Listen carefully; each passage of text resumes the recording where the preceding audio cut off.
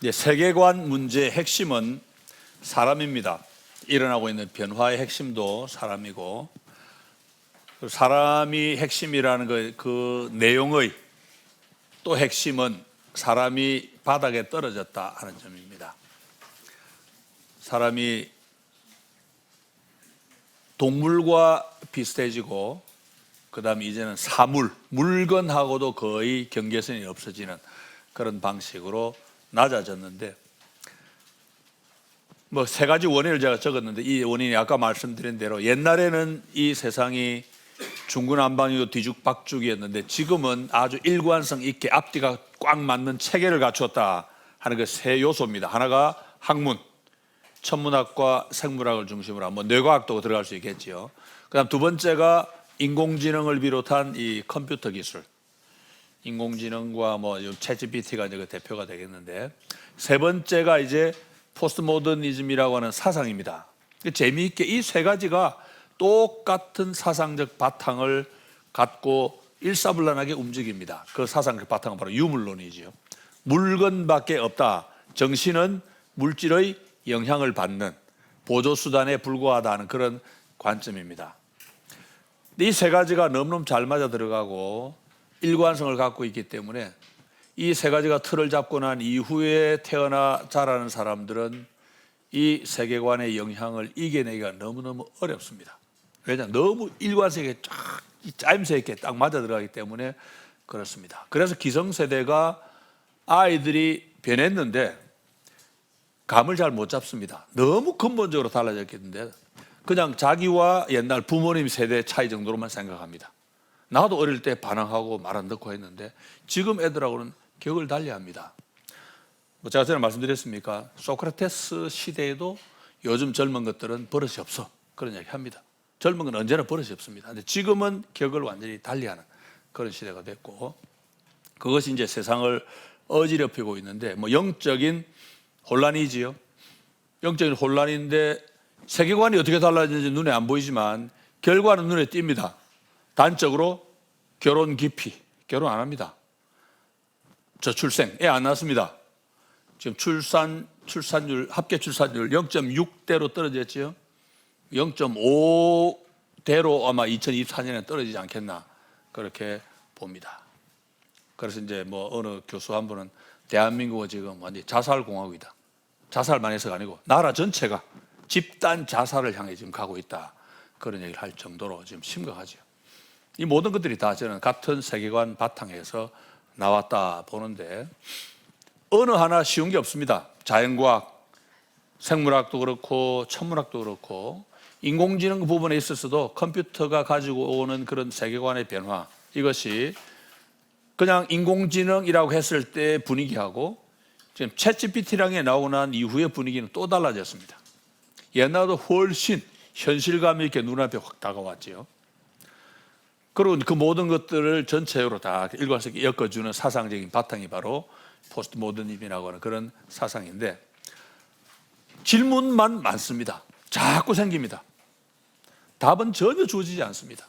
갈수록 문제는 자꾸 많아지고 답은 주어지지 않는 그런 안타까운 상황이지요.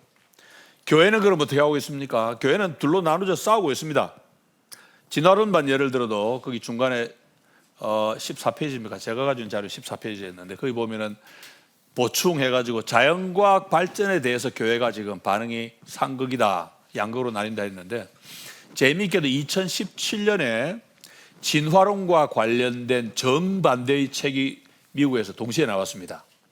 하나는 진화론을 비판하는, 그러니까 유신 진화론이죠. 요즘 쓰는 표현을 하면 진화 창조론을 비판하는 책으로서 제목이 Theistic Evolution, 유신 진화론 하는 책, 아주 두껍게 크로스웨이라는 출판사에서 미국에 나왔고, 그 다음에 같은 해에 그러니까 같은 준화를 지도하는데 정반대로 접근하는, 진화론을 수용하면서 기독교 복음과 조화시켜보자 하는 그런 시도의 책이 나왔는데, 그건 이제 Evolution and the Fall이라는 제목의 책인데, 그건 이제 우리말로는 인간의 타락과 진화, 그렇게 번역돼가지고 샘물결 플러스에서 출간이 됐습니다.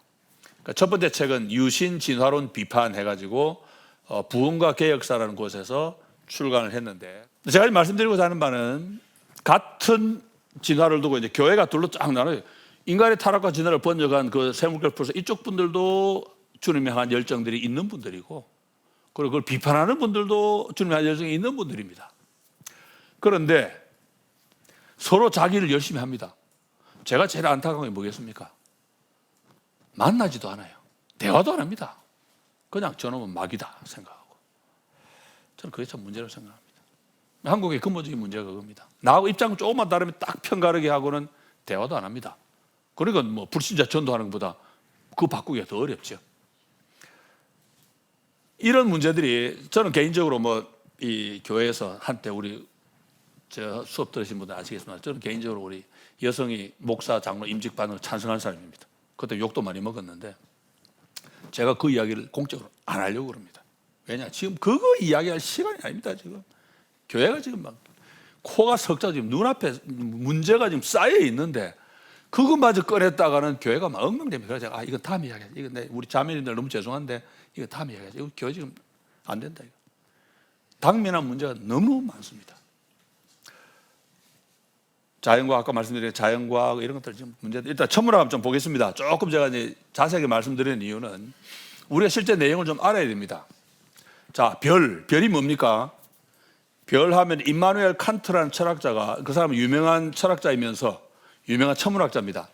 칸트가 내세운 서운가설이 지금도 아마 천문학에서 그냥 타당히 받아들여지는데, 칸트가 한 유명한 말 중에 이런 게 있습니다. 항상 나를 설레게 하는 게 두 가지가 있는데 하나는 밤하늘의 별이고 다른 하나는 내 마음에 있는 도덕 법칙이다.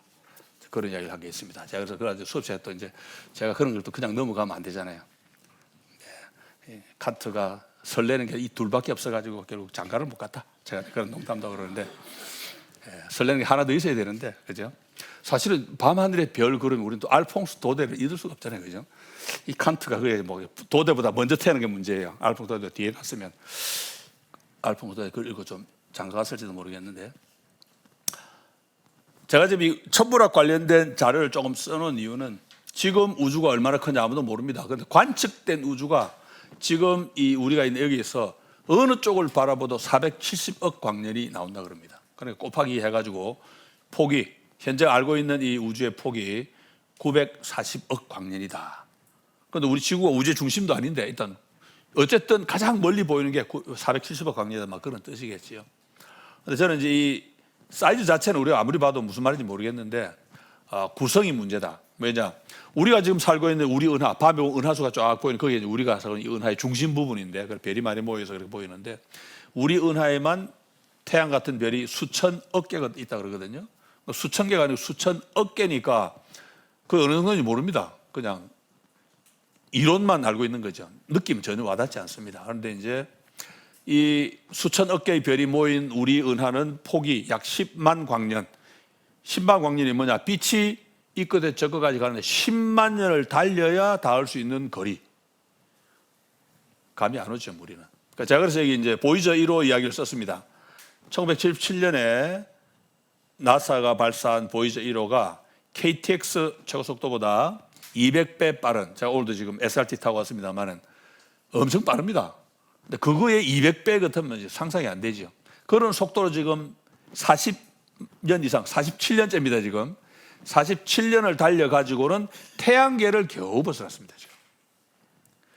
제가 계산을 해봤더니, 어디 자료를 봤더니, 지금 이 속도로 달려가지고 이 태양에서 가장 가까운 별까지 가려면 7만 3천 년이 더 걸린다. 이제 그런 정도로 멀리 떨어져 있는 별들이 몇 개가, 수천억 개가 모여서 우리 은하를 이루고 있고, 근데 문제는 뭡니까? 이 우주에는 우리 은하 같은 이런 은하가 작게 계산하면 수천억 개, 많이 보면 2조 개 정도가 있다고 합니다. 이런 은하가.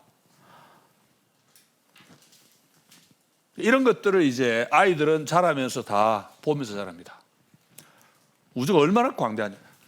우리는 아까 말씀드렸죠. 우리는 이미 세계관이 성경으로 고착되어 있습니다.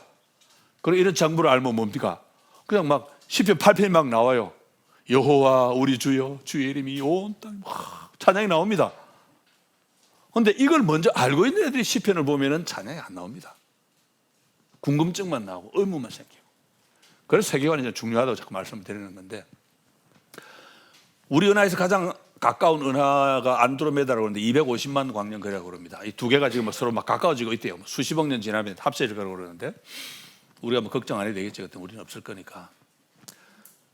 문제가 뭐냐니까 이제 가치관의 변화입니다. 옛날에는 지구가 전부, 그리고 이 지구가 우주의 중심. 이제 더 이상 그렇지 않습니다. 지구가 우주의 변두리로 밀려나 버렸습니다. 이 크라우스라고 하는 천문학자의 표현인데 이게 가장 심각한 도전입니다. 왜냐? 우리는 성경을 읽으면서 창조주께서 이 지구의 베들레헴이라는 곳으로 오셨다. 우리 너무 감사하죠. 그런데 이제 우주가 얼마나 광대한지 알고 있는 그런 아이들이 그런 이야기를 읽으면은 야, 우주에 은하가 수조, 2조개, 수천억 개가 있고 우리 은하는 별이 수천억 개인데 외계인도 충분히 있을 만한데 왜 이 지구로, 그다음 이 베들레헴으로 일단 와닿지가 않습니다. 고착된 세계관이 그들에게 있기 때문에 그런 거죠. 사실은 우리가 이 지구만 해도 얼마나 큽니까? 저는 여기서 이제 미국에 있는 우리 집에 갈 때, 인디애나에 집에 갈 때 시카고로 가는데 한 13시간 걸립니다, 비행기로. 정말 큽니다. 옛날에 한번 로스앤젤레스에서 제가 호주의 시드니까지 한번, 그냥 막 태평양 완전히 가로지르고 가본 적이 있는데 16시간을 갑니다. 야, 그래서 제가 느낀 게, 야, 지구가 정말 엄청나게 크구나. 이 빠른 비행에 16시간을 태평양을 달려가지고, 날아가지고 이렇게 가는데, 그런데 이 지구는 우주에서 먼지 하나도 안 되잖아요.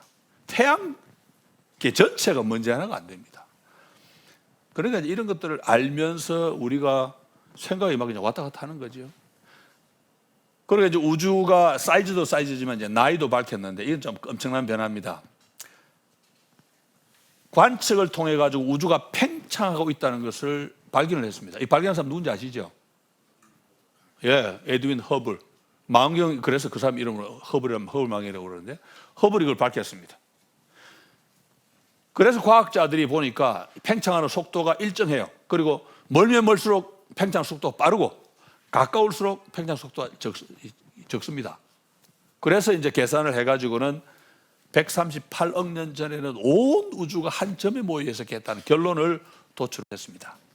이런 이야기를 들으면 이제 우리 크리스찬 가운데 특별히 좀 보수 신앙을 가진 분들은 이제 음모론을 많이 생각을 합니다. 이 과학자들이 짜고 기독교를 박살내려고 이런 이론을 만들었구나. 우리가 걱정할 필요 없습니다. 여러분, 이분들요, 노벨상 타는 게 다 꿈인 사람들입니다. 만약에 자기가 관측을 해가지고 우주 역사가 138억 년이 아니더라는 증거를 하나 발견하면 바로 사이언스에 이제 기고할 거 아니에요. 바로 그 다음에 바로 노벨상입니다, 이거는. 근데 우리는 뭐 크리스찬들이 많이 그런 피해의식을 갖고 있어요. 불신 과학자들이 기독교를 작살내려고 막 짜고 한다. 그렇게 생각할 필요는 없겠죠, 그죠? 그리고 이제 이 빅뱅 이론이 처음 빅뱅 이론이 제안됐을 때 과학자들이 이제 그런 이야기를 했습니다. 만약에 138억 년 전에 빅뱅이 있었으면 그때 폭발 이후로 잔재가 남아 있을 건데 그게 이제 사람들이 우주 배경 복사라는 게 아마 남아 있을 거다. 이론적으로 짐작을 했는데 그 실제로 그게 발견이 됐습니다. 그 발견한 사람은 그 다음에 노벨상 받았습니다. 그 발견한 공로로. 그러니까 이제 이 과학자들이 볼 때, 불신 과학자들이 볼 때는 그냥 빅뱅은 자기들 볼 때는 너무나 명확한 진리인 거지요. 우리 믿는 사람들은 빅뱅을 어떻게 봐야 되냐? 일단은 우리가 안 믿는 과학자들이 성경 진리에 굴복했다. 일단 그렇게 볼 수 있습니다. 왜냐하면 빅뱅이 나오기 전까지만 해도 과학자들은 우주는 시작도 없고 끝도 없고 그냥 있는 거다고 주장을 했습니다. 아리스토텔레스 이후로 모든 과학자가 그렇게 생각을 했습니다. 그랬던 것이 그 사람들, 그 당시만 해도 그 사람들은 성경에 태초에 하나님이 천지를 창조하시니라 이야기 들으면 웃었죠. 천지를 창조하는 게 아니고 원래 있는 거야. 그랬단 말이에요. 그런데 그랬던 사람들이 우리 연구해 보니까 138억 년 전에 뻥 터졌다. 그런 얘기 들으면 우리는 이 사람들이 적어도 자기들이 부인하던 우주의 시작을 인정했다. 그 점에 있어서는 우리가 나름대로는 좀 자부심을 느낀다 할까요? 어쨌든 그 사람들이 틀렸다는 걸 인정한 거니까 엄청난 변화다. 그렇게 볼 수가 있지요. 그런데 그게 답니다. 천주교에서는 빅뱅을 수용을 합니다. 그래서 빅뱅 이론하고 성경이 말하는 창조 이론, 창조 가르침이 모순되지 않는다 주장을 했고, 그리고 어떤 사람은 빅뱅이 바로 하나님이 빛을 만드신 순간일 것이다. 그런 얘기를 하고 그러는데, 제가 볼 때 성경을 많이 안 읽은 것 같아요. 하나님 빛 만들기 전에 이미 지구는 이미 있었습니다. 그러니까 좀 그런 좀 흥분은 안 하면 좋은데, 어쨌든 지금 빅뱅이 성경하고 일치할 수 있는 건 뭐냐? 딱 하나밖에 없어요. 시작이 있었다. 이거밖에 없습니다. 문제는 이제 나머지는 안 맞다는 겁니다. 그리고 가장 큰 문제가 이제 의미인데, 아까 광대한 우주 그랬죠. 광대한 우주란 말은 장구한 우주란 뜻도 됩니다. 130 지금 이 허블 허블 딥필드라고 하는 사진, 허블 망원경이 우주 돌면서 찍은 사진 가운데 이제 멀리 있는 은하를 찍은 게 있는데, 그 딥필드를 조금 각색을 해가지고 좀 처리를 하고 난 다음에 익스트림 이제 필드인가 뭐 하는 게 나오고 있는데, 그 사진에 나와 있는 은하가 그 학자들의 말에 따르면 약 130억 광년 떨어져 있는 은하라고 이야기합니다. 말하자면 우주 초기의 은하죠. 왜냐하면 138억 년 전에 빅뱅이 났는데 8억 년이 지나고 난 이후의 모습을 보는 거죠. 그러니까 130억 광년 떨어져 있으니까. 그런 정도로 우리가 지금 이 뭐 많은 시간을 생각해야 되는데, 광대한 우주는 곧 오랜 장구한 우주기도 하다 이런 뜻이 되는데, 이 우주가 얼마나 큰지 조금 감을 잡기 시작했을 때 등장한 철학자가 이제 니체입니다. 니체는 우주가 얼마나 큰지 딱 듣고 난 다음에는 모든 것은 의미가 없다, 이제 바로 결론 내렸습니다. 의미가 없고 이제는 우리가 자기 의지로 의미를 창조해 가야 된다. 이게 이제 니체가 주장한 건데, 200년 전의 철학자입니다. 그래도 우주가 얼마나 큰지 알지, 그런 분인데, 지금도 이제 많은 사람이 우주가 얼마나 큰지 알면 똑같은 질문을 던지게 됩니다. 와, 우주가 큰데, 야, 이 큰 우주에서 우리는 태양계 전체만 해도 먼지 한 톨도 안 되고, 거기다 이 영겁의 130억 년이라고 하는 이 기간만 계산을 해도 우리가 살다가 가는 얼마 됩니까? 길어야 100년. 점 하나도 못 찍습니다, 이거는. 그 재밌는 게 미국의 이 이름 갑자기 폴 세이건, 한국에 좀 알려졌죠. 폴 세이건의 천문학, 그 사람은 뭐 학문적으로도 그렇지만 좀 대중적으로 알려졌잖아요. 칼 세이건이에요. 칼 세이건이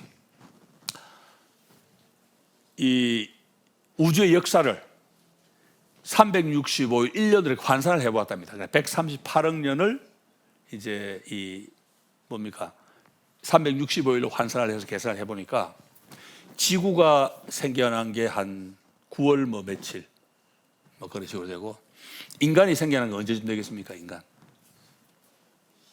대부분 다 12월까지는 가요, 그죠? 믿음 좋은 분들은 또 25일로 가더라고 또 하필. 인간이 생겨난 건 그 사람들 자료에 따르면 12월 31일 그것도 오후 2시 그렇게 이야기를 합니다. 그러니까 이제 인간이, 그것도 인류가 생겨난 이후에 우리가 살다 가는 기간은 거기에 뭐 점도 못 찍습니다, 진짜. 그런 정도 알고 나면은 이걸 이제 우리는 뭐 아이들한테 그 엉터리야 말해줄 수 있죠. 아이들은 이거 배우고 지금 자라는데 그 아이들한테 이런 고민이 생기죠, 당연히. 그래서 우리가 이제 답 주는 문제가 있고, 그다음 이제 자연과학과 관련해서는 변증학에서 우리 많이 이제 언급이 되는데, 여러분 많이 들어보실 겁니다. 미세 조정이라는 단어 들어보셨죠? 파인 튜닝. 미세 조정이 뭐냐니까, 우주가 이 천문학이 발전하면서 보니까 우주가 저절로 우연히 이렇게 될 수가 없다는 증거가 자꾸 발견이 되는데, 그 가운데 하나가 이제 이 미세 조정입니다. 우주 물리 상수라는 게 이제 피지컬 컨스탄트라고 해요. 물리 상수라는 걸 과학자들이 많이 발견했는데, 그 물리 상수를 발견하고서 보니까 일정한 값에 정확하게 맞춰져 있더라. 그렇게 얘기를 합니다. 뭐 빛의 속도, 또 중력 상수, 저희 뭔지 잘 모릅니다. 그냥 써놔서 그냥 보고 읽어드립니다. 전자기, 결합, 소립자, 덩어리 많이 있는데, 이런 많은 것들을 가지고 이제 보니까 이 정확한 값에 지금 맞추어져 있는, 이것이 만약에 여기 보니까 이 소립자 이야기만 해도 이 소립자 사이의 관계가 지금과 1040분의 1만큼만, 어마어마하게 작은 거죠, 그죠? 달라졌어도 지금의 우주는 존재하지 않았을 거다. 왜? 폭발하고 없어졌을 것이다. 우주가 붕괴했을 것, 그런 식으로 이야기를 합니다. 그러면서 이제 많은 과학자가, 특히 이제 이 요즘 영국의 제일 유명한 건 이 변증학자 앨리스 맥그레스 같은 사람은 변증학 책에 이 미세를 굉장히 강력하게 써놓습니다. 신이 존재한다는 너무나 확실한 증거다. 저도 인정하죠. 불신과학자들도 이건 우연이 될 수 없는 거라 늘 인정을 합니다, 자기들도. 근데 문제는 뭡니까? 이것이 미세 조정으로 이 인정이 되기 위해서는 빅뱅 우주론을 먼저 받아들여야 됩니다. 빅뱅 우주론이 진리라고 가정할 경우에 미세조정도 말이 됩니다. 우리의 고민은 뭡니까 그러면? 미세조정은 하나님 계시는 증거 확실한데 그걸 그렇게 받아들이기 위해서는 먼저 빅뱅을 수용을 해야 됩니다. 안 그러면 그게 의미가 없습니다. 빅뱅을 수용하려고 보니까 성경하고 너무 안 맞습니다. 이거. 어떻게 됩니까 이거? 써먹어야 됩니까? 포기해야 됩니까? 그래서 제가 밑에 결론에 써놨죠. 저는 이 파인 튜닝을 계륵으로 봅니다. 계륵, 닭갈비. 먹으려고 보면 먹을 건 없고 버리자니 아깝고 딱 그러식입니다. 그걸 하나님이 계시다는 증거로 받아들이려고 하니까 빅뱅도 수용을 해야 되는데 그 성경 안 맞으니까 고민이 되고 어떻게 됩니까?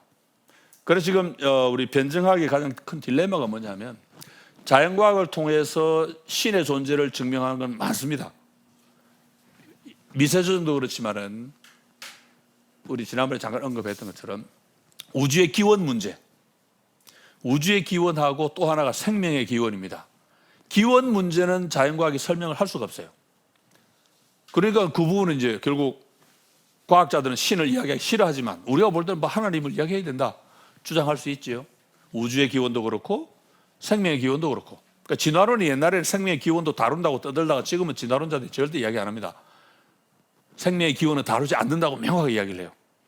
왜? 자기들 알 수가 없으니까. 생명의 기원은 다룰 수가 없죠. 그러니까 이제 생명이 생기고 난 다음에 어떻게 변화되어 왔냐만 설명한다 이렇게 주장을 하는데 기원을 설명할 수 없기 때문에 그렇죠. 우주의 기원, 생명의 기원, 그리고 미세조정 이런 것들이 다 신의 존재를 증명하는 거 맞습니다. 그런데 성경을 믿는 저로서는 이런 내용들을 함부로 활용을 못합니다. 왜냐? 신이 계시다는 건 입증이 되는데 이 과학적 증거가 보여주는 그 신이 내가 믿는 우주를 창조하시고 거기다 우리는 플러스 뭡니까? 독생자를 아끼지 않고 내주신 그 신이냐? 그건 증명이 안 됩니다. 그런데 이 둘이 거리가 너무 멀어요. 과학이 증명하는 신의 존재하고 우리가 믿는 하나님, 성경의 하나님, 우주를 창조하시고 독생자를 보내신 삼위일체 그 하나님 너무 멉니다. 합치기엔 너무너무 거리가 멀어요. 그래서 저는 과학을 이 변증에 이용하는 거 별로 그렇게 감동적이지는 않습니다. 그런데 앨리스 맥그레스 같은 사람은 뭐 굉장히 흥분해서 막 얘기를 하죠. 쉬운 문제는 아니고 저는 뭐 계륵이라고 해줄 생각을 하는데 아까 그 말씀드린 것처럼 이 아이가 공룡 질문했던 그 아이가 입교 안 하겠다 이유가 뭐 빅뱅 공부해보고 난 다음입니다. 빅뱅 공부해보고 자기 볼 때 빅뱅이 말 되는 것 같아요. 나 입교 못 하겠다. 그렇게 됐죠. 그 다음에 이제 생물학도 결국 인간과 다 관련이 됩니다. 생물학이 원래는 지질학과 관련이 되어 있습니다. 다윈이 원래 지질학을 많이 공부한 사람입니다. 지질학을 공부해보고 지질학의 특징이 뭐냐니까 지질학을 공부하신 분의 처음에 이제 시작한 동기가 근대 대부분 학자가 그랬습니다만은 하나님의 창조물에 대한 피조물에 대한 관심이 커서 그래서 신앙이 너무 좋아가지고 하나님 만드신 이 지구를 내가 막 연구해보고 싶다. 그래서 막 들어가 연구를 했는데 연구를 해보니까 처음에는 이 사람들이 지구가 만년이 안 된 줄 알았거든요. 연구해보니까 만년 가지고 설명이 안 되는 게 막 너무 많습니다. 지층이라든지 화성의 지각 변동이라든지 그래서 이제 지질학을 연구하면서 이제 지구의 나이가 점점 많아지기 시작한 거예요. 억 단위로 늘어나기 시작한 겁니다. 그러니까 교회에 충돌이 일어나죠. 원래는 만년 안에서 해결하려고 들어갔는데 가보니까 막 억 단위로 늘어나니까 교회에서 이제 성경을 문자들 믿는 사람들하고 지질학 연구하는 사람들이 막 충돌이 일어나고 지금도 지질학하고 이 관련 속 이 창조학 하는 분하고 지질학 하는 분 사이에 충돌이 있습니다. 혹시 성경바위 시간 책 보셨습니까? 여러분 성경바위 시간 IBPS 나오는 한국에서 바이블 락 앤 타임인가 하여튼 성밭이라고 줄여서 부르는데 그 책은 지질학을 공부한 크리스찬 과학자들이 쓴 책입니다. 그 사람들은 지구가 46억 년이라고 생각을 하고 그 책을 썼어요. 그걸 이제 창조학 하시는 분들은 막 굉장히 공격을 하죠. 그런 것들을. 여전히 지금도 지질학은 교회 내에서 진화론과 마찬가지로 논란의 주제가 되고 있는데 지질학을 공부함으로써 이제 일단 지구가 만년이 아니고 지구가 만년이면요 진화론 안 나옵니다. 불가능합니다. 너무 짧아요. 45억 년 그러니까 진화가 충분히 되고도 남아요. 그 진화론이 다윈이 그래서 지질학 처음 공부 좀 해보고 생물학으로 갔습니다. 진화론이 가능하다는 이 사람이 그래서 이제 힌트를 얻었겠지요. 그리고 진화론이 이제 발전하면서 다윈 때는 다윈 때 기본적으로 다윈 이야기 두 가지입니다. 하나는 모든 생물은 조상이 같다. 우리가 이제 아메바 보고 어르신 해야 될 정도로 이제 조상 모든 동물, 식물 그냥 사람 아메바, 박테리아 전부 조상은 같다. 이게 다윈의 첫 번째 주장. 두 번째 주장은 그 한 조상이 변이를 통한 전승을 통해 다양한 생물이 되었다고 이제 주장을 합니다. 이게 이제 진화론은 생물이 왜 다양한가 설명하는 이론입니다. 그러니까 진화를 통해서 이루어졌다 이렇게 이야기를 하는데 다윈이 이야기한 그 두 가지 기본 틀은 지금도 그대로 유지가 됩니다. 160년 전에 나온 이론인데 종이의원이 1859년에 나왔거든요. 그 벌써 160년, 160 몇 년 됐죠. 165년 됐죠 벌써. 그런데도 그거 두 개는 안 변하고 있습니다. 거기다가 DNA가 발견이 되면서 다윈은 더 영광을 받고 있죠. 왜냐? DNA가 뭡니까? 모든 생명체의 구성 단위는 똑같다. 제가 이제 블록으로 많이 설명합니다. 레고 블록 가지고 레고 블록 다 똑같습니다. 근데 그 블록을 10개 조립하면 조그마한 책상 하나 만들 수 있고 100개 조립하면 조그마한 성도 하나 만들고 1000개 조립하면 강아지 모양도 만들고 조립 많이 하면 많이 할수록 다양한 모양을 만들 수 있죠. 근데 기본 단위는 다 레고 블록인 것처럼 지금 DNA가 그런 레고 블록이 된 거죠. DNA를 가지고 이렇게 만들면 조금 아주 원시적인 생물이 되고 좀 더 복잡하게 하면 더 복잡한 생물이 되고 그런 방식으로. DNA가 나오고 난 다음에 이 진화를 이야기하는 분들은 더 힘을 얻었지요. 자기 이론이 맞다. 확신을 갖게 되었고. 그리고 이제 DNA가 발견되면서 우리가 알게 된 게 뭐냐니까 하나님은 천지를 애초부터 디지털로 창조하셨구나. 우리는 아날로그로 하다가 컴퓨터 0하고 1 이야기하면서 이제 디지털로 바뀌었잖아요. 하나님 처음 만드실 때부터 DNA 딱 구조를 만드신 거 보면 하나님 처음부터 디지털 방식으로 우주를 창조하셨다고 알게 되죠. 어쨌든 이런 여러 이론들이 문제가 뭐냐니까 이제 성경과 기본적으로 세계관을 만드는데 우리가 알고 있던 성경적 원리하고 이제 충돌을 일으킨다는 것이고 아까 이야기한 두 가지 책 인간의 타락과 진화, Evolution and Fall 그 책을 쓰신 분들은 진화하고 인간의 이 성경의 가르침 두 개를 연결하려고 이런 말을 쓰는데 그 노력에 이제 근본적으로 문제가 되는 것이 이제 특별히 아담인데 지금 진화론이 말하는 그런 이 집단 유전학 방식으로 그야말로 이제 하플로그룹 이 좀 전문용어로 하플로그룹은 이 유인원 하플로그룹이 인간 하플로그룹으로 바뀌는 그 단계를 거쳤다 그러면 적어도 지금 유전자를 분석해 볼 때는 8천 내지 1만 개체가 바뀌어야 한다. 이제 그렇게 주장을 합니다. 옛날에는 원숭이 한 마리가 사람이 되고 이렇게 생각할 수도 있는데 지금은 그게 불가능합니다. 이론이 바뀌었기 때문에.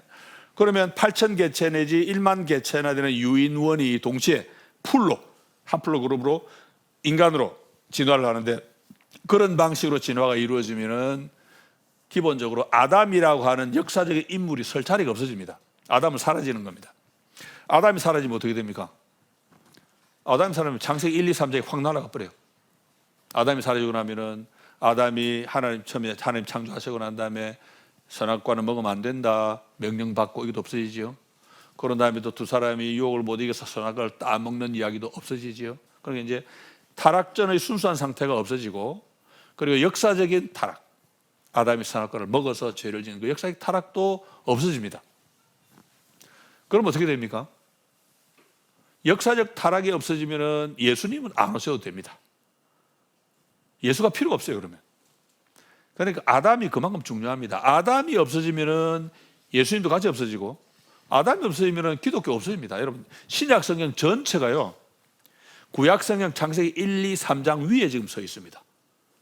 창세기 1, 2, 3장이 무너지면 신약 성경도 같이 사라집니다. 그래서 우리에게 아담이 중요한 겁니다. 그러니까 팀 켈러 목사가 진화론을 수용하는 이 대표적인 사람인데 진화론을 수용을 하고 그 다음에 자기는 성경을 또 믿거든요. 연결시켜 보려고 애를 쓰는데 제가 좀 죄송한 편에 경상편에 생똥을 쌉니다. 안 됩니다. 학교 수업 시간에 같이 읽었어요. 팀 켈러가 진화론하고 기독교 연결시켜 보려고 쓴 글을 같이 읽었는데 너무 엉터리입니다. 오늘 안 되는 걸 왜 하려고 그럽니까? 팀 켈러가 지금 맨하탄에서 목회를 수십 년 했단 말이에요. 맨하탄은 미국의 제일 똑똑한 청년들이 제일 많이 모이는 곳입니다. 거기서 목회하다 보니까 자기는 변증학적 관심도 많고 그런 진화를 수용을 하고 그 프랜시스 콜린스라고 하는 그분하고 같이 해가지고 바이오로고스라는 기관도 같이 만들고 진화론하고 연결해 보려고 애를 많이 해서 그렇게 했는데, 이런 방식으로 성경을 연결하려고 하는데 안 됩니다. 기본적으로 연결하면 어떻게 됩니까? 그러면 연결하고 나면은 이제 더 문제가 커지지요. 왜냐하면 인간은 다시 바닥으로 떨어집니다. 아까 시작할 때 말씀드린 것처럼 지금 기본적으로 인간이 문제인데, 진화론이 인간에게 준, 우리 남겨놓은 유산이 뭡니까? 동물과 인간이 기본적인 이 구분선이 없어지는 거거든요. 옛날에는 인간은 어쨌든 다르다 생각하는데 지금은 연속선이 더 강조됩니다. 그래서 인간은 자유가 있다 그러면 동물도 그러면 약간은 자유가 있겠지. 인간은 지성적인 판단을 한다 그러면 동물도 약간은 하겠지. 약간 정도의 차이만 있지, 옛날처럼 완전히 단절된 구분, 사람만 하나님 형상이다 이런 구분은 이제 없어지게 됩니다. 그게 이제 사실은 진화론에 끼친, 단순히 뭐 아담 이것도 있지만 가장 기본적인 세계관적인 영향은 인간을 기본적으로 동물과 구분이 안 되게 연속선상에 놓았다. 이게 이제 핵심입니다. 그리고 천문학은 우리가 존엄하다고 생각했던 그 위대한 인간을 이 우주에서 먼지 한 톨도 안 되는 이 지구에 겨우 발붙이고 살아가는 먼지보다 못한 존재로 위상을 깎아내렸고, 진화론은 인간과 동물 사이의 근본적인 차이를 없앴고, 그러니까 결국 우리 시대는 인간은 바닥으로 떨어지는 거죠.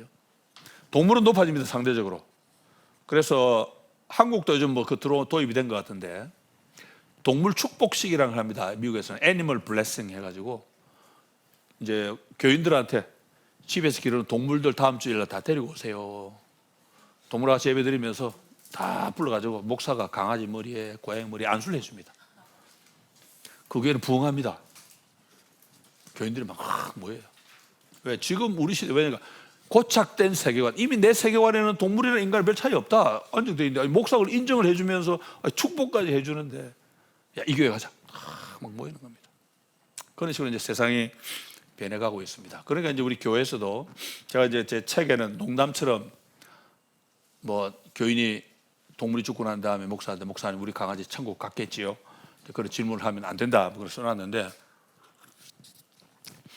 평생 뭐 강아지를 뭐 10년 20년 그렇게 막 아끼면 얼마나 사람하고 친합니까? 저는 안 기르고 그냥 먹어보기만 했는데, 기르면 정말로 친감 느끼는 것 같아요. 제가 볼 때는 충분히 그럴 거라고 생각을 합니다.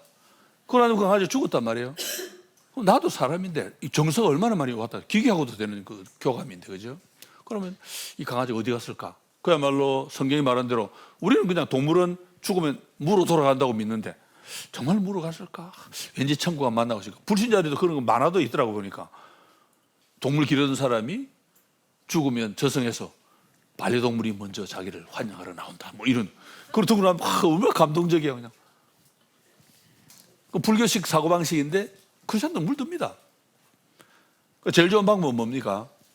제가 이제 미국에서 목회할 때 우리 그 교인 중에 막 사람 덩치 많은 강아지 기르는 교인이 있었는데, 제가 그 교인을 신방할 때마다 그 교인이 늘 하는 말이 있습니다. 신방할 때마다 기억이 나요. 오죽하면 자기 강아지를 가르치면서, 저놈은요 지가 사람인 줄 알아요? 갈 때마다, 신방 갈 때마다 그 얘기를 해요. 그때마다 저는 속으로 생각하죠. 집사님이 그래 기르는구만. 본인을 생각하는 거예요. 뭐 그분은 이제 그 강아지 죽어도 저보고 뭐 천국 가냐 안 물어보던데, 그러니까 그건 다행인데, 강아지가 죽으면 신방 가야 됩니다, 목사가. 뭐 감기 걸려도 신방 가고, 뭐 사비 망해도 신방 가는데, 강아지 죽으면 신방 당연히 가야 됩니다. 실천 신앙이 너무 중요한데, 대신 신방은 가되 거기서 신학적으로 문제가 되는 일은 안 일어나야 됩니다. 목사님 우리 강아지 천국 갔겠지요? 질문하는 순간 이미 모든 게 엉망돼 버립니다. 방법은 뭐냐? 미리 교육시켜놔야 돼요. 강아지 기를 때 강아지는 동물이다. 동물은 하나님 형상이 아니다. 그러니까 아무리 애정이 가고 그래도 동물을 동물로 길러야 된다. 교육을 시켜놓고, 혹시 뭐 사람인 듯 착각을 해도 목사한테 물어보지는 못하게 만들어놔야 돼요. 미리 교육을 해서. 그래 어색한 상황이 안 생기지. 그렇지 않고 질문하면 이제 그때부터 끝입니다. 천국 갔다 할 수도 없고 천국 안 갔다 할 수도 없고, 이래도 고민 저래도 고민. 그렇죠. 어쨌든 지금 제가 아까 말씀드렸죠. 40년 전에는 우리가 자신감이 넘쳤는데 지금 왜 그게 없냐? 섞여서 그렇습니다. 섞인 게 뭐냐? 집에 강아지한테 엄마가 밥 줄게 하고 밥 주는 집사 권사가 있단 말이에요, 교회에. 그분 이미 섞였습니다. 본인은 몰라요. 그게 세계관 차원에서 얼마나 심각한 표현인가 하는 걸 본인은 모릅니다. 그냥 친근감의 표현이에요. 언니가 밥 줄게. 내가 볼 때도 참 귀여워 보이죠, 그냥. 그런데 세계관 입장에서 볼 때는 그거는 심하게 나가면 우리를 위해 십자가에 못 박힌 예수 그리스도를 모독하는 결과도 될 수 있습니다. 나도 모르게. 그렇기 때문에 저는 세계관은 중요하다고 보고, 그래서 세계관이 이런 구체적인 모양으로 나타날 때 이게 왜 이렇게 났지? 그럼 세계관에 이런 변화가 있었구나. 그걸 파악을 해가지고 바로 잡아야 되는데, 지금 현재 우리 교회 상황은 그걸 느끼지도 못하는 그런 상황이기 때문에 문제가 심각하죠. 지금 동물 관련해서 교회에서 바른 가르침 주는 교단 없습니다. 제가 속한 고신교단이 2년 전에 충청노예에서 헌의안이 올라왔어요. 동물에 대한 여러 가지 원리를 우리 교회에서 좀 바로 정리하면 좋겠다. 저는 그 소식을 듣고 그래도 고신에 희망이 있다. 근데 총회에서 보고는 기각시켜버렸어. 쓸데없는 걸 올렸냐 이러면서. 제가 보면 희망이 없구나 생각을 했죠. 헌의안에 올린 분들은 고민이 됩니다. 목회 너무 중요해요. 이건 신학적으로. 당연히 올려서 연구해서 동물이 뭔지를 우리가 바로 알고 바로 해야 되는데, 그걸 웃긴다고 탁 무시했다 이 말은 그 속에 일어나고 있는 세계관적 변화에 관심이 없다는 뜻입니다. 그러니까 무시한 아마 대부분의 목사들은 아마 집에서 강아지 안 키울 거예요. 그냥 먹을 줄만 알지. 제 또래는 강아지 많이 먹었습니다. 왜냐하면 우리 고신 신대원 다니려면 보신탕 개고기를 먹어야 돼요. 왜냐하면 한 학기 수업 마치고 나면은 교회에서 초청을 합니다. 한 반 전체를. 우리 전사님들 공부한다고 수고했는데 하고 해주는 음식이 항상 보신탕입니다. 개고기 못 먹으면 고신은 졸업을 못 해요. 그분들이 지금 다 이제 저 또래니까 다 이제 소위 말하는 권력자들이에요. 노예, 총회 막 하고 있단 말이에요. 그런 걸 볼 때 얼마나 웃기게 이런 걸 올렸냐 그러면 무시한 거죠. 그 실제로 우리 자녀들, 자녀의 자녀들에게는 너무너무 중요한 이슈고, 그들에게 세계관이 고착이 됐을 때 그 다음은 더 큰 문제가 될 수도 있죠. 그걸 생각을 안 하게 너무 안타깝고. 그 나와 있는 유신진화와 관련된 건 건너뛰고 23페이지로 한번 건너가 보겠습니다. 인공지능 부분은 잠깐만 말씀드리고, 왜냐하면 좀 이따 챗GPT로 말씀드릴 거니까 바로 26페이지로 넘어갈까요? 26페이지, 7페이지. 자유에 대한 이야기를 조금 말씀을 드리겠습니다. 자유.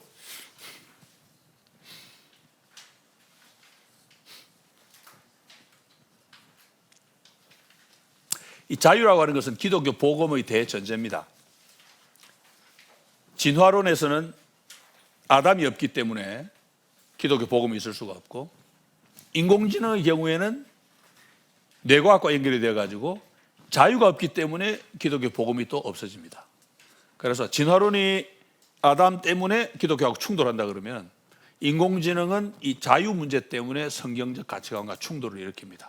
인공지능이 발전하면 발전할수록 성경이 말하는 인간의 자유, 거기에 따르는 책임, 이건 점점 이제 뒤로 밀려나게 됩니다. 이게 포스트 모더니즘하고도 연결이 되는데, 생물학은 발전하면서 이제 이 자유에 관해서, 지금 어딘지 아시겠죠? 자유에 대해서. 생물학은 자유에 관해서 이제 약간의 도전만 우리에게 줍니다. 왜냐하면 인간에게 자유가 있다 그러면 동물도 인간하고 연속선상이 있으니까 조금 정도는 약하지만 자유가 있다고 봐야 되는 거 아닌가. 실제로 그런 논문이 지금 계속 나오고 있습니다. 책도 나오고 논문도 나오고, 안 믿는 사람들, 믿는 사람도 있겠죠. 동물에게도 어느 정도 자유가 있다고 주장하는 책이 나오고 있습니다. 자유가 동물에게도 있다 그러면 이제 인간만 존엄한 게 아니고 동물도 어느 정도는 존엄하다, 이런 식으로 갈 수 있겠지요. 근데 이런 것들이 참 쉽게 이게 거부하기 어려운 게, 동물과 인간을 비교해 보면은 동물 가운데 똑똑한 동물 굉장히 많습니다. 저도 가끔 이거 보면서, 저는 이제 이 미국서 저희 집 우리 담벼락 위에 라빈이라고 하는 새가, 울새가 이제 알을 낳고 이제 새끼로 키우는 장면을 쭉 여름에 한번 지켜본 적이 있습니다. 마침 딱 제 키 눈높이에 덤불 속에 해놔서 제가 이제 그냥 가면 도망가잖아요. 그래서 제가 앞에 차를 주차를 해놓고 차 안에 들어가서 이렇게 보면 이제 새는 제가 온 줄 몰라요. 가서 이제 막 새끼 일어나는 쭉 봤는데, 보면 감탄을 합니다. 야, 이게 참, 이 하나님이 동물에게 주신 본능이라는 게 엄청나죠. 근데 요즘 제가 이제 동물 관련된 비디오를 좀 봅니다. 보면 새 중에 이렇게 막 바느질하는 새도 있잖아요. 둥지 만들 때 잎을 바느질 엮어가지고 하는데 기가 막힙니다. 털 뽑아가지고 만드는 새들도 있고 한데 쭉 보면서 우리는 그냥 하나님이 그 동물에게 주신 본능이라고 믿지요. 근데 새 중에 어떤 건 까마귀는 도구를 쓸 줄 알아가지고 병 속에 있는 물건도 꺼낼 줄 알고, 심지어는 그냥 그 안에 뭐 물건 돌 막 집어넣어가지고 떠오르게 해가지고 뭐 하는 것도 있고, 까마귀 어떤 건 보니까 이게 낚시도 합디다. 빵 조각을 탁 물에 던져놓고 큰 물고기 오면 싹 다시 물고 다시 던져놓고 적당한 크기의 물고기에 따오리가 탁 잡아먹습니다. 참 기가 막히죠, 그걸 보면은. 근데 그걸 보고 이제 안 믿는 사람들이 볼 때는 이건 동물도 적어도 인간하고 비교할 때 약간 정도는 낮지만 충분히 지능도 있고 판단력도 있고 그렇게 생각할 수 있는 거죠. 그럼 이제 이 사람들 볼 때는 연속성이 좀 더 강한 거죠. 그럼 인간만의 존엄성은 없습니다. 사람은 동물보다 질적인 차이는 없고 양적으로 조금 뛰어날 뿐이다. 그렇게 되고 결국 이제 그건 이제 문제가 되는 것은 이제 자유가 되겠죠. 사람은 자유가 있으니까 책임을 져야 됩니다. 성경이 가르침입니다. 하나님은 동물에게는 자유 이야기 안 하십니다. 동물의 책임도 안 집니다. 책임 안 지니까 죄도 못 짓지요. 자유가 없으니까. 죄를 못 지으니까 천국도 못 가는 겁니다. 죄를 지어야 천국을 가는데 죄를 못 지으니까 천국을 못 가는 거죠. 근데 지금 가면 갈수록 이제 이런 것들이 점점 희미해집니다. 그래서 이런 관점을 가지고 자란 아이들이 하나님이 사람에 대해서는 자유 줬으니까 내가 심판한다. 천국 가든지 지옥 가든지 한다. 동물에서 전혀 없잖아요. 얘들 볼 때는 궁금할 거예요. 동물도 좀 어느 정도 있는데 왜 동물은 전혀 언급이 없지? 궁금하겠지요. 자기가 볼 때는 안 와닿을 수도 있고. 그리고 이제 자유와 관련해서는 생물학보다 더 심각한 게 이제 이 뇌과학입니다. 뇌과학은 유발 하라리가 이 과학을 아주 좋아하는데, 나중에 이제 우리 챗GPT 할 때 잠깐 이게 나오겠습니다만은, 뇌과학 또는 신경과학은 기본적으로 유물론적 학문입니다. 정신과 물질 사이의 관계를 이제 다루는데, 이 물질이 정신을 지배한다. 정신은 물질의 보조수단 또는 표현에 불과하다. 뭐 이런 식의 관점인데, 이런 과학이 사실은 힘을 많이 쓰는 이유는 정신질환이 있는 사람에게 약물을 사용을 합니다. 그러면 증세가 좋아져요. 정신질환인데 그 정신을 다루는 신경 관련된 약물을 투여하면 좋아집니다. 우울증이 있을 때 졸로프트라는 약을 쓰면 상태가 좋아집니다. 그러니까 이제 이 신경과학이나 뇌과학 하시는 분들은 물리적인 방법으로 정신을 얼마든지 통제하고 다룰 수 있다고 생각을 하고, 그래서 이분들이 뇌가 열심히 뇌를 연구합니다. 뇌에서 뭐 언어를 다루는 지역은 어디고 하면 막 연구를 하고 있잖아요, 지금. 그 지금 이제 일론 머스크가 지금 요즘 최근 시도하려고 하는 게 뭐냐니까 인간의 뇌신경하고 사람이 만든 칩 연결하는 작업. 아직 성공은 못했습니다. 그걸 지금 시도하고 있습니다. 이거 성공하면 난리가 날 겁니다. 왜 난리가 나겠습니까? 이 작업이 성공하면 학교 안 가도 돼요. 영어 배울 필요 없습니다. 칩 하나 딱 넣으면 순식간에 그냥 원어민이 됩니다. 그 언어 관련된 칩 하나만 딱 집어넣어버려요.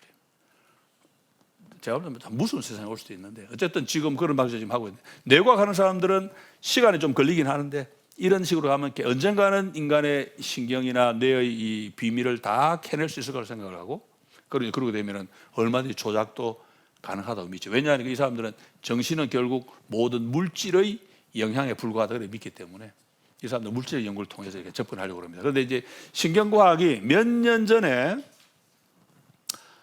벌써 몇십 년이 됐네요, 이제 논문을 내놓습니다. 논문의 핵심 뭐냐, 인간에게는 자유가 없다는 주제입니다. 그 자유가 없다는 걸 이제 과학적으로 증명을 하는데, 여기 이제 제가 써놓은 게 준비전이라는 게 있는데, 뇌의 여러 영역을 쭉 검토하고 나서 나중에 이제 실험을 하는데, 인간의 뇌파를 탐지할 수 있는 장치를 딱 붙여놓고 그 이제 실험 대상자로 하여금 특정한 판단을 내리도록 만듭니다. 그런데 특정한 판단을 내리기 직전에 그 사람이 그 판단을 내리도록 만드는 어떤 자극이 간다는 것을 실험으로 확인을 한 거예요.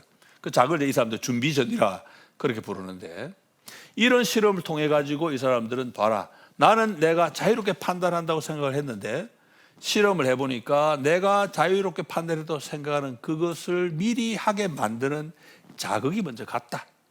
그러니까 인과 법칙에 따르는 결론이지 그걸 초월한 내 나름대로의 결론이 아니다, 이런 이야기죠. 우리가 만약에 자유가 있다 그러면 내가 먼저 판단을 내리고 그게 자극으로 가야 되는데 그게 아니고 자극이 먼저 가고 내가 어떤 판단을 내렸다. 이렇게 실험의 결과가 나왔기 때문에 나는 무의식적으로 내가 자유라고 생각을 했는데 실험을 해보니까 그게 자유가 아니고 자유로 착각한 거고 실제로는 그렇게 판단을 하도록 그런 결론을 내도록 원인이 먼저 주어졌다. 그러므로 인간에게는 자유가 없다. 그래서 결론을 내는데 이게 이제 실험이 점점 정교해져 가고 있습니다. 최근에도 또 나왔습니다. 그런 이 시험들이 나오고 있는데 유발 하랄이 이런 실험 나올 때마다 막 할렐루야를 부르죠. 책에 막 계속 인용을 합니다. 인용하면서 유발 하랄이는 철저하게 무신론자고 그다음에 진화론자고 그다음에 이 사람 인간의 존엄성 전혀 안중에도 없습니다. 그냥 인간은 점점 진화되는 거고 인공지능이 다음 대에도 인간으로 생각하는 그런 사람인데 이런 사람이 이제 대중적으로 인기를 얻으니까 중고등 아이들도 유발하랄 책 봅니다. 보면 금방 감동받습니다. 제가 볼 때는 뭐 그러니까 그런 아이들이 그 책 읽어버리면 막 성경 한 몇 년씩 해도 그 물 빼기 어려워요. 그런 시대가 됐습니다. 이러다 보니까 이제 이 사람들이 가지고 있는 기본 원리가 뭐냐, 거기 28페이지 위에입니까? 수반 현상설을 써놓은 게 있죠. 수반 현상설.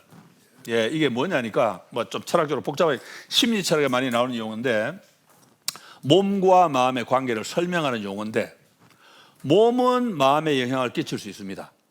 근데 반대는 불가능하다는 게 이제 수반 현상설입니다. 실험상으로 이건 증명은 못 합니다. 왜냐하면 내가 다리가 부러졌다. 기분 가라앉을 수 있죠. 몸은 마음에 영향을 미칩니다. 그런데 내가 마음으로 나는 안 다쳤어. 아무리 결심해도 이 다친 다리는 영향을 못 미칩니다. 그러니까 몸은 마음에 영향을 미치는데 마음은 거꾸로 몸에 영향을 못 미친다. 왜? 이 사람들은 볼 때는 존재하는 건 마음은 존재하지 않는 겁니다. 몸만 있고 신경만 있고 정신이라고 하는 것은 마음의 일종의 활동, 액티비티에 불과하다 그걸 믿기 때문에 이 사람들은 비유로 어떻게 설명하냐니까 공장의 굴뚝에서 연기가 납니다. 그럼 지금 밑에 공장이 뭘 떼는구나, 일을 하고 있구나 그렇게 말할 수 있지만 위에 연기를 막 만들어 가지고 밑에 뭘 떼게 만들 수는 없다는 거예요. 떼면 연기가 나지만 연기가 막 나오게 해가지고 밑에 떼게 할 수는 없다. 이게 이런 방식으로 인간의 몸과 마음도 몸은 그런 식으로 마음에 영향을 미칠 수 있지만 마음은 거꾸로 몸에 영향을 미칠 수가 없다는 게 이 사람 주장인데 실제로 이 사람들이 틀렸다고 말할 수 있는 근거는 없습니다. 실제로 얼마든지 그렇게 가능하기 때문에 그래서 이를테면 많은 분들이 마음의 힘 막 우리 믿음으로 어떤 사람들은 막 믿음으로 용기를 내 가지고 병을 고쳤다. 그런 분들 막 나오고 옛날에 마음이 한 100년쯤 전에 미국에 히트칠 때 그런 일도 있었는데 재밌는 게 뭐냐면은 정말로 기도만 해가지고 마음의 힘만 가지고 병이 나았다는 사람이 있으면 내가 200만 불을 주겠어 하고 미국에서 한번 현상 모집을 한번 했어요. 광고를 했습니다. 조건이 뭐냐? 병 걸렸을 때 암에 걸렸다.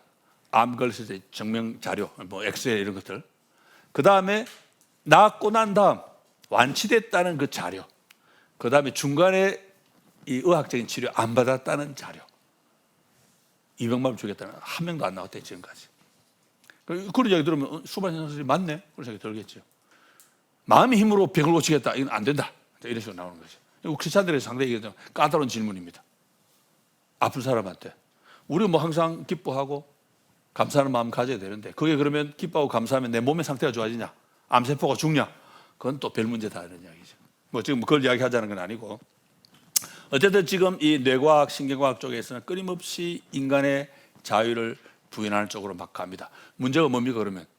아까 말씀드렸죠. 아담이 없어지면 기독교 복음이 사라집니다. 그래서 진화를 수용 못합니다. 마찬가지로 자유가 없어지면 기독교 복음이 사라집니다. 왜요? 기독교 복음은 자유의 바탕을 두고 있습니다. 왜? 기독교 복음이 뭡니까? 사람이 죄를 지어서 타락했기 때문에 하나님이 우리를 불쌍히 여기시고 내가 구원자를 주마. 약속대로 구원자를 주시는 그 긴 역사가 구약성경, 신약성경. 신약성경 오신 구원자가 우리에게 해주신 구원 사역을 기록을 하고 있는데 그 모든 거의 전제가 뭐냐면 인간에게 자유가 있다는 겁니다. 자유가 있기 때문에 우리 인간은 죄를 지을 수 있습니다. 하나님이 아담에게 너 이거 먹지 마 했는데 아담에게 그걸 먹을 수 있는 능력이 없다. 그럼 명령 하나만 하잖아요. 어차피 못 먹을 건데. 근데 먹지 마 하고 말씀하신 이유는 먹을 수 있는 자유가 아담에게 있었다는 뜻입니다.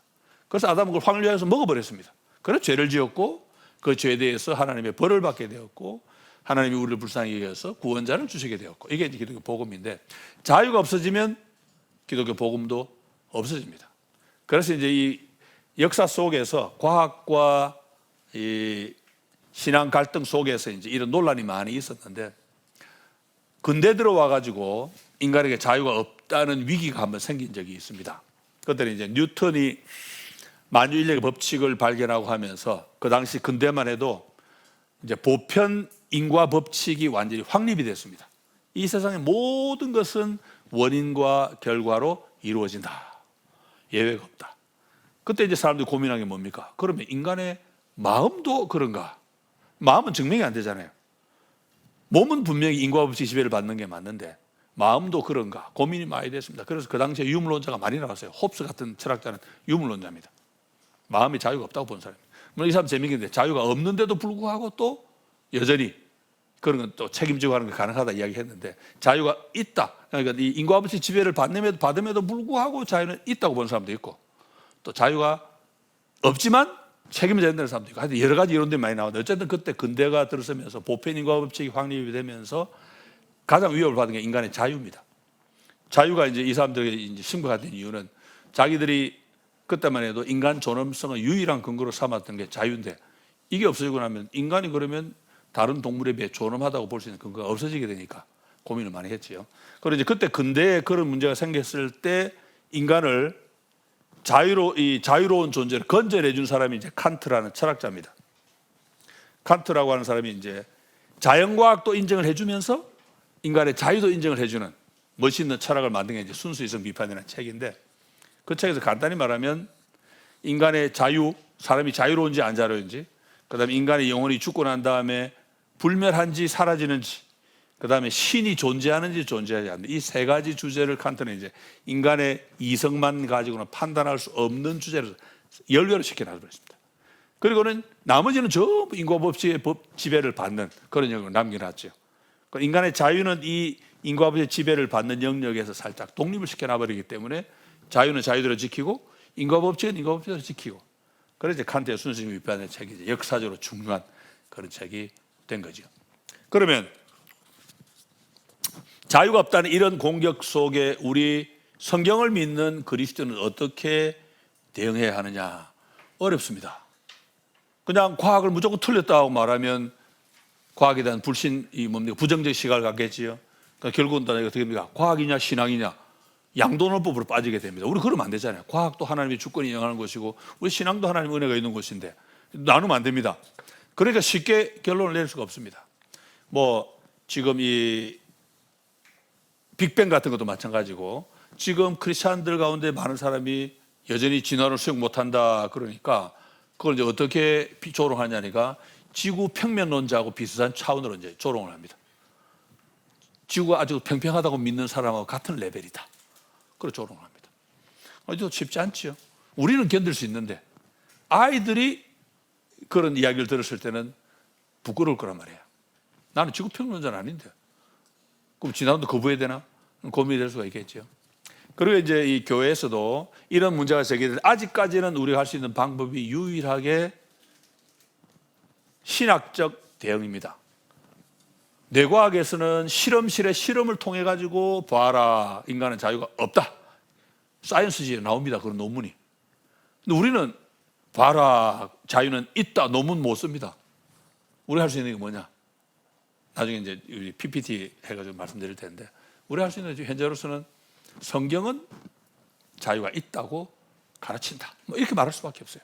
그러니까 과학의 공격에 대해서 대응은 성경적 신학적 대응밖에는 못하는 거지. 과학이 공개하고 우리가 과학으로 밀어붙여야 되는데 과학으로는 못 밀어붙이고 그런 대응밖에는 못하는 거예요. 그게 현실입니다. 제가 볼 때는 간단합니다. 인간이 죄인이다. DNA 분석해서 나옵니까 그거? 안 나옵니다. 성경이 선포하는 거예요. 인간은 죄인이다. DNA 아무리 분석해도 인간이 안 나옵니다. 그거는. 그래서 성경의 선언은 죄인이라는 선언도 마찬가지고 자유가 있다는 선언도 마찬가지고 과학으로 있다 없다 증명할 수 있는 그런 게 아니라는 거죠. 한 차원 위죠. 그런데 이제 문제는 이제 자연과학하는 사람들이 자유가 없다는 쪽으로 자꾸 막 공격을 해놓으니까 그것이 나중에 우리 실제로 이 세계관 면에 있어서 영향을 미치는 게 많이 있고 우리 자녀들의 세계관에 실제로 많은 부정적인 영향을 끼치고 있다. 이제 그런 말씀이고요. 이 자유에 관한 것만 잠깐 좀 말씀을 좀 더 드리고 마무리하겠습니다. 일단 한 시간 더. 이 자유 부분은 제가 이제 우리가 자유를 알아야 되는 이유는 지금 이데올로기 투쟁하고도 좀 연결이 되는데 자유가 뭐냐 할 때는 보통 두 가지를 이야기합니다. 첫째로는 내 스스로 하는 것을 자유라고 부릅니다. 이건 지금 이 강의 안에 없는 내용입니다. 스스로 하는 것이 자유고 두 번째로는 달리할 가능성이 있어야 됩니다. 그러니까 스스로 한다는 말은 내적 외적 압력이 없어야 된다는 뜻입니다. 고문해가지고 막 억지로 막 시키면 자유가 아니죠. 그 다음에 내가 마약에 취해가지고 뭔가 하고 싶어진다. 그것도 자유가 아닙니다. 그거는 내적인 마약이라고 하는 압력 때문에 그런 거예요. 그러니까 내적 외적 압력이 없어 내 스스로 하는 것이 1번이고 두 번째는 달리할 수 있는 가능성이 있어야 됩니다. 그러니까 선악과를 먹지 마라 말씀하실 때 내가 먹을 수 있는 자유가 있어야 그게 자유가 되는 거지요. 일단 뭐 이제 아직 걷지도 못하는 기어다니는 아기한테 야 저 위에 찬장 위에 있는 저거 너 꺼내면 안 돼. 말하나 말하잖아요. 어차피 걔한테 그거 할 수 있는 자유가 없습니다. 그러니까 자유라는 그걸 할 수 있는 능력이 있을 때 일단 뭐 애가 막 뭐 디디고 올라갈 수 있는 정도 초등학생 되면 너 저거 먹으면 안 돼. 그걸 말하면 말 되죠. 자유에 포함이 되니까. 그다음 자유에는 두 가지 종류가 있습니다. 소극적 자유가 있고 적극적 자유가 있고 영어로 보통 네거티브하고 포지티브로 나누는데 소극적 자유라고 하는 게 이제 기본적으로 원래 자유의 기본 개념입니다. 뭐냐니까 손대지 마, 냅둬, 간섭하지 않는 이게 자유. 이게 원래 자유의 기본 개념이죠. 그런데 자유는 이걸로 끝나는 게 아니고 적극적 자유가 또 있습니다. 왜냐하면 우리 인간의 자유이기 때문에 그런데 내가 바라는 것을 실현할 수 있는 능력을 자유라고 부릅니다. 이게 이제 적극적 자유입니다. 소극적 자유라는 차원에서는 간섭만 안 하면 됩니다. 그런데 어떤 사람이 먹을 게 없어서 죽어가고 있습니다. 그럼 내가 너를 존엄한 인간으로 대우하게 내가 손 안 댈게. 그 존엄한 인간 안 됩니다. 그 사람이 먹을 걸 줘야 됩니다. 기본적인 걸 갖춰줘야 됩니다. 이게 이제 적극적인 차원에서의 자유입니다. 이를테면 내가 우리 애한테 뭘 해주고 싶은데 돈이 없다. 돈이 없다 이 말은 다른 말은 뭡니까? 그걸 자유가 없다는 얘기예요. 나에게 자유가 없는 거예요. 돈 있는 만큼 자유도 있습니다. 이게 적극적인 자유인데 성경적으로 보면은 소극적 자유는 지게표를 건드리지 마라. 하나님 사유재산을 보호하십니다. 다른 사람 재산 뺏어가면 안 돼. 건드리지 마. 적극적 자유를 성경이 더 강조합니다. 뭐겠습니까? 고아와 과부를 돌아봐야 된다. 간섭 안 하는 것만 가지고 안 됩니다. 가난한 사람, 어려운 사람 생깁니다. 그러면 적극적으로 그 사람을 도와주어서 인간답게 살 수 있도록 해야 된다. 이게 이제 적극적 자유입니다. 보수 정권은 소극적 자유를 강조합니다. 손대지 마. 그래서 보수 정권은 가진 자들의 지지를 받습니다. 왜? 내가 많이 좀 챙겨놨는데 제일 좋은 건 뭡니까? 손대지 마잖아요. 근데 가난한 사람들은 뭡니까? 손대지 말고 손댈 게 있어요. 손대지 마지. 가난한 사람들은 진보적인 정권을 좋아합니다. 왜? 그 사람들 챙겨줘야 되니까. 복지. 그래서 보수적인 정권은 소극적 자유를 강조하고 진보적인 정권은 적극적인 자유를 강조합니다. 그게 이제 복지 정책이지요. 그래서 우리가 꼭 기억할 것은 둘 다 인간의 정책이고 인간의 방식입니다. 어느 한쪽도 완벽하지 않습니다. 소극적 자유만 강조한다고 낙원이 오는 거 아니고 적극적 자유만 강조한다고 낙원이 오는 거 아니고 그래서 우리 균형을 맞춰야 됩니다. 그런데 우리 교회는 지금 교회가 좀 한국 교회는 보수적인 성향이 강하다 보니까 적극적 자유를 자꾸 무슨 뭐 빨갱이들 이런 쪽으로 보는데 그러면 안 됩니다. 그래 보면 하나님이 빨갱이에요. 고아와 과부를 돌아보고 얼마나 강조하시는. 우리가 그렇게 보면 성경적 균형을 맞춰야 되는데 손대지 마라 그것도 자유 맞아요. 그와 동시에 인간답게 살 수 있도록 기본 조건을 갖춰주는 것도 너무나 중요한 성경적 자유라는 거죠. 근데 많은 사람이 우리 한국 교회 안에 특별히 이런 이데올로기 영향을 많이 받아가지고 소극적 자유만 맨 강조하고 제가 미국에 있을 때 깜짝 놀란 비디오를 하나 봤습니다. 한 분이 성경은 사유재산을 보호해 줍니다. 맞죠? 근데 하나님이 사유재산을 보호, 지게표, 그러면서 이제 보기를 드는 게 성경에 하나님은 지게표, 집집 경계표를 절대 건드리지 말라고 그러셨다. 이걸 이제 보기로 드는 거예요. 제가 그걸 듣고 막 기절할 뻔했습니다. 왜냐니까 그 사람이 지금 강의하는 내용은 부자들 앉혀놓고 당신들 재산 하나님이 보호해 주십니다. 이런 식으로 이야기를 하는 거예요. 성경에서 지계표 건드리는 말은 뜻은 그거 아닙니다. 그 사람은 이미 지금 지계표 다 무너뜨려 전부 내 걸로 다 만들어 놨는데 하나님 당신 보호해 주십니다. 이러면 반성경적이지요. 미국에서 그 비도 야 저런 식으로 성경을 왜곡하는구나 깜짝 놀랐습니다. 바알을 섬기면 가능해요. 하나님 섬기면 그렇게 안 됩니다. 하나님 굉장히 그러면서 좌파 쪽입니다. 이런 얘기 있으면 또 걔를 싫어하려. 예, 오른쪽 왼쪽 뺍시다 그러면. 하나님의 적극자를 굉장히 강조하십니다. 그 다음에 우리가 자유에 관해서 가져야 될 중요한 하나의 특성이 뭐냐면 자유는 가장 기본적으로 변증법적입니다. 변증법적이란 말이 좀 어렵죠. 다른 말로 하면 모순적입니다. 앞뒤가 안 맞다 그런 뜻입니다. 왜냐? 자유의 반대가 뭡니까? 소극적 의미에서 자유의 반대말은 제약입니다. 제약. 못하게 하는 거. 간섭하고 방해하는 거. 그죠? 근데 자유가 되기 위해서는 제약이 반드시 같이 있어야 됩니다. 제약하고 자유는 반대잖아요. 근데 제약이 없으면 자유는 자유로 있을 수가 없어요. 자유가 존재하기 위해서는 제약도 반드시 같이 있어야 되는데 나란히 있는 게 아니고요. 자유 안에 자기의 본질로 이게 없으면 자유도 있을 수 없다. 자기의 본질로 같이 품어야 됩니다. 무슨 말이냐? 운전을 해갑니다. 자유죠. 내 마음대로. 빨간불이 딱 왔어요. 빨간 신호등. 서야 됩니다. 제약이잖아요, 저거. 기분 나쁘잖아. 나는 가고 싶은데. 가버리면 어떻게 됩니까? 사고 나지요. 내가 죽을 수도 있고 다칠 수도 있고 혼란이 옵니다. 우리는 모두가 다 사람들이 교통법규를 지킬 걸 예상하지. 갈 때마다 이때면 사거리를 달리는데 파란불인데 안 가고 섰다가 보고 가는 사람 어디 있습니까? 파란불이면 바로 가잖아요. 왜? 남들이 다 지킬 걸 믿으니까. 그렇게 너도 나도 제약을 받고 있습니다. 교통법규라고 하는 제약을 받으니까 어떻습니까? 내가 자유를 누릴 수가 있어요. 파란불에 갈 수 있습니다. 내가 빨간불 지키기 싫다고 막 달려버리면 파란불에도 못 갑니다. 엉망돼버립니다. 자유가 있기 위해서는 반드시 제약이 같이 있어야 된다. 이게 이제 자유의 기본 원칙이고, 그래서 왜 변증법이냐? 변증법은 정반이 같이 있는 겁니다. A하고 A가 아닌 A가 반대되는 게 같이 있는 게 변증법인데, 자유는 손대지 마가 자유인데 손대지 마하고 반대되는 제약이 같이 있기 때문에 자유도 자유로 있을 수가 있습니다.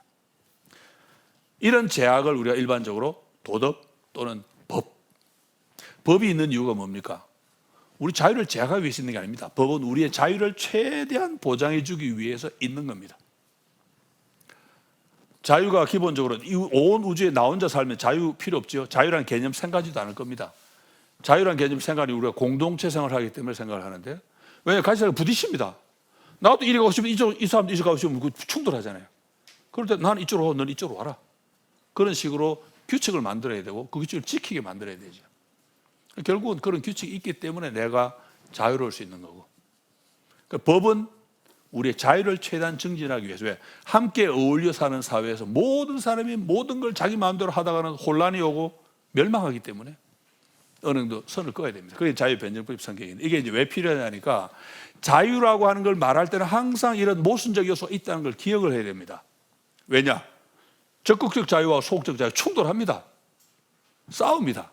그럴 때 우리 이 점을 기억해야 돼. 자유라는 게 이런 서로 앞뒤 안 맞는 요소 항상 공존을 하는구나. 그러면 우리가 해야 될 게 뭡니까? 어디서 균형을 맞추는 게 가장 지혜롭겠나? 무조건 손대지 마. 이건 부자들이 하는 이야기고, 무조건 나 도와줘 하는 건 가는 사람이 하는 이야기고, 허는 아주 편들 수가 없습니다. 조절을 해야 됩니다. 그럴 때 우리 이런 변증법적 요소를 기억을 하고 조절할 필요가 있고, 이런 요소가 이제 우리 삶 속에 실제로 드러납니다. 성경을 우리 일반적으로 철학적인 자유 논리는 제가 빼겠습니다. 지금 성경적인 자유만 잠깐 말씀드리고 이제 그만해야 되겠는데, 성경적 자유의 논의가 바로 이런 모순을 안고 있습니다. 변증법적이라고 말하면 좀 이상하지만 성경에 그런 표현이 나옵니다. 뭡니까? 성경은 인간을 죄인으로 봅니까? 아니면 죄 없는 사람? 성경은 인간의 자유를 인정합니까? 인정하지 않습니까? 간단히 말하면 인정을 합니까? 안 합니까? 벌써 봐요. 답이 막 두 가지 나오잖아. 왜? 둘 다거든요. 어떤 면에 자유를 인정하지 않습니까? 성경에 그런 표현이 나오잖아요. 죄의 우리를 뭐라고 부릅니까? 죄의 노예라. 노예는 죄에게 완전히 눌려 있습니다. 내가 죄 안 지을 수 있는 자유가 없어요. 죄의 노예. 그럼 성경에 많이 나오잖아요. 의인은 없나니 하나도 없으며. 성경은 명확히 얘기합니다. 하나도 없어요. 왜? 의인 없다는 말은 뭡니까? 자유를 행할 수 있는, 의를 행할 수 있는 자유가 없다는 뜻입니다. 완전히 부인하지요. 성경에 따르면 인간은 자유가 없습니다. 그런데 또 성경에 따르면 인간은 자유가 있습니다. 왜요? 창세기부터 계시록까지 성경이 강조하는 게 뭡니까? 한 번 죽는 건 사람에게 정해진 것이고 그 뒤에는 심판이 있을 거다. 로마서 보세요. 선을 행한 자는 하나님이 복 주실 거고 악 행한 자는 벌 받을 거고 예수님도 선을 행한 자는 생명의 부활로 악을 행한 자는 심판의 부활로. 자유가 없다면 말이 안 되는 이야기들이 꽉 찼습니다. 자유 있어야 됩니다. 두 가지가 다 나옵니다. 성경에는. 그래서 그런 모순적 요소를 마음에 둘 필요가 있습니다. 반드시. 아, 이게 자유구나. 여러분, 죄의 노예란 말이 앞뒤가 안 맞는 건 아세요? 죄의 노예란 말이 앞뒤가 안 맞습니다. 왜 안 맞습니까? 죄라는 말이 뭡니까? 죄는 하나님이 금하신 것을 한 게 죄입니다. 그런데 내가 만약에 기계 또는 동물처럼 본능에 사로잡혀서 했다 그러면 죄 아니잖아요. 죄가 되려면 자유가 있어야 됩니다. 그죠? 그 죄라는 개념이 성립하기 위해서는 자유가 있어야 되는데 죄의 노예 그러면 어떻게 됩니까? 노예는 자유가 없습니다. 그 말이 이미 앞뒤가 안 맞는 말이에요. 죄의 노예란 말 자체가. 내가 노예면 죄 없습니다. 안 할 수 없으니까. 그죠?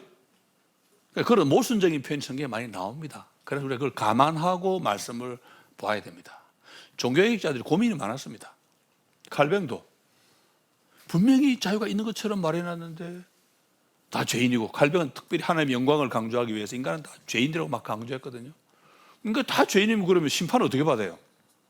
심판대 앞에 가서 하나님 저는 뭐 어쩔 수 없었습니다. 죄인 노예인데 뭐 제가 뭐 자유가 있습니까? 그럼 그럼 너는 면제 뭐 그래 됩니까? 칼뱅은 어떻게 설명하냐니까 자유의 개념을 축소시켜요.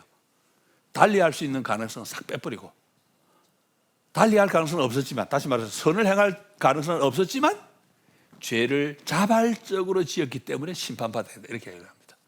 앞뒤가 안 맞죠. 그러면 완전한 자유가 아니거든. 그거는 달리할 죄 안 지을 수 있는 가능성이 있어야 내가 심판을 받을 건데 그런 가능성 없고, 죄를 지을 수밖에 없는데 내가 즐겁게 지었다고 너는 심판받아, 이건 말이 안 되죠. 같은 시대에 버미글이라는 신학자가 있습니다. 이 사람은 칼뱅 논리가 좀 모순이 있다는 걸 알았어요. 그래서 사람이 자유가 있다. 칼뱅은 거꾸로 이야기합니다. 성경에 이 표현이 나오니까. 자유가 있다 그러면 문제가 뭐가 문제가 되겠습니까? 자유가 있다 이 말은 그럼 내가 구원도 받을 수 있어야 되잖아. 내가 선을 행할 자유가 있으면. 이 사람은 그것도 고민합니다. 그래서 이 사람도 영역을 나눕니다. 구원받는 문제에 관해서는 자유가 없지만 시민 생활을 할 데 있어서는 자유가 있다. 그렇기 때문에 구원은 못 받지만 하나님 앞에 심판은 받아야 된다, 이런 식으로 이야기를 해요. 그것도 앞뒤가 안 맞는 소리예요. 왜 앞뒤가 안 맞습니까? 구원받는 영역하고 시민생활하고 구분이 안 됩니다. 구원받는 사람의 삶은 시민생활 속에 나타나는 거지, 구원받는 삶, 시민생활 구분이 안 됩니다. 그러니까 왜 그럼 개혁자들은 고민을 하겠습니까? 앞뒤가 안 맞으니까, 성경이 말한 두 가지가 안 맞으니까 맞춰보려고 애를 쓰는 겁니다. 그 출발점이 어디냐? 자유라는 개념의 모순에서 지금 나오는 겁니다. 자유는 모순이에요. 또 하나 더 있습니다. 또 모순이 있어요. 뭐냐? 온 우주에서 자유를 가진 존재가 딱 둘이 있는데 하나가 인간이고 하나가 하나님입니다. 하나님 우리가 자유라고 말하지 않고 주권이라고 보통 이야기를 합니다. 하나님도 자유, 인간도 자유. 그런데 이 두 자유가 충돌을 일으켜야 맞습니다. 왜? 하나님은 절대 주권, 절대 자유지요. 하나님 예성도 다 해놓으셨다 그러고, 참새 한 마리 떨어지는 까지 하나님 정해놓으셨다 그러고, 우리 머리카락까지 다 세셨다 그러고. 그럼 우리 인간이 할 수 있는 게 뭡니까? 아무것도 없어요. 그냥 하나님 다 해버리면 우리 할 게 아무것도 없잖아.